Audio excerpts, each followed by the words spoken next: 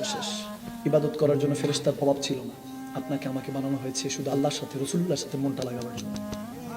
এছাড়া আপনার আমার কোন কাজ নেই। আপনি জানেন 50-60 বছরের জিন্দেগির যত আমল করেন, আল্লাহর একদিন দুনিয়ার 50,000 বছর, 50,000 ইয়ার্স, 50,000 বছর আল্লাহর একদিন। আল্লাহর কয় দিন? আওয়াজ কম হয়েছে, আরো জোরে, একদিন। আর তাহলে আপনার আমার 50-60 বছরের জিন্দেগি, 100 বছরের জিন্দেগি, আমাদের বাপ দাদা সব মিলাইলেও তো আল্লাহর 1 ঘন্টা হবে না। তাইলে হাসরের ময়দানে উঠলেন, বুখারী হাদিস, হাসরের ময়দানে উঠলেন, এত 60 বছরের জিন্দেগি, 50-60 বছর, 100 বছরের তাম ঝাম, এত কিছু আল্লাহর সাথে মনে হয় যদি হিসাব নেয় সেকেন্ডও হিসাব নিতে পারে, ঠিক কিনা? হায় হায় হায়। তাহলে সারা জীবনের কোনো আমল, কোনো কাজ আপনাকে জান্নাত দেখাতে পারবে না, নবীর প্রেমটাই আপনাকে জান্নাতে নিয়ে যাবে। আল্লাহু আকবার। প্রত্যেকদিন তো ওয়াজ করি, করতে করতে প্রায় সময় পারানো যায়, কার কাছে কথা বলবো, কিসের কথা বলবো, কাকে বোঝাবো, নিজে কিন্তু বুঝাইতে পারি না, নিজে কিন্তু মাঝে মাঝে বুঝাইতে পারি না। শত্রুতা তো এখন নিজের সাথে, আমার দুশ্মনী আর কারোর সাথে না, আমার যুদ্ধ এখন কারোর সাথে না। আমি সবসময় বলি আমার যুদ্ধ আমার নিজের সাথে, আমি নিজেকে হারিয়ে বিজয় হতে চাই। আল্লাহুম্মা আমিন। আল্লাহ কবুল করুক। এই যে যেটা দেখতেছেন, এটা তো বক্স, এটার ভিতরে আমি থাকি, জানি না ওটার নাম কি। এটা তো মাদানী শাহ, মাকদুম শাহ মাদানী। নিজের হাতে কখনো আপনকে দাফন করে থাকলে তাহলে কথাগুলি বুঝবেন যে গর্তটা অন্যের জন্য খোঁড়েন, একদিন আপনাকে জন্য বান্দা খোঁড়া হবে।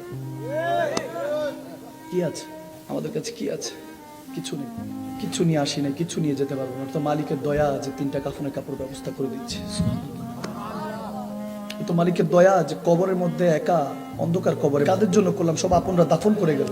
আজ কি মাছ খা, তাকে জিজ্ঞেস করেন ভালোবাসো? হ্যাঁ। জান দিতে পারবা? জান দিতে পারবো। জান দিতে হবে না, কবরের মধ্যে 1 মিনিট থাইকো, ওদিন আপন কে পর বুঝে যাবে।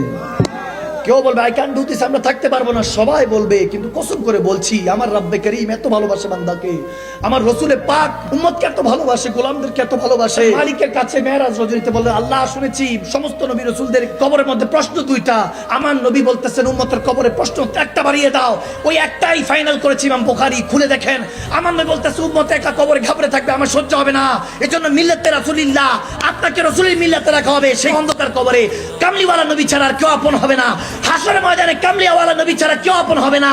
ওইদিন রব্বে কারীম যদি আপনাকে ক্ষমা করে দেয়, দুনিয়াতে কোনো টাকা পয়সা সবকিছু সফলতা নয়, আল্লাহ যেদিন ক্ষমা করে দিয়ে আপনাকে আল্লাহ রাসূলের জান্নাতে আপনাকে প্রবেশ করার হুকুম দিবে, আপনি ওইদিন সাকসেসফুল ম্যান অর ওম্যান, ওইদিন আপনি সফল। বাকি সব বিফল, বাকি সব বিফল।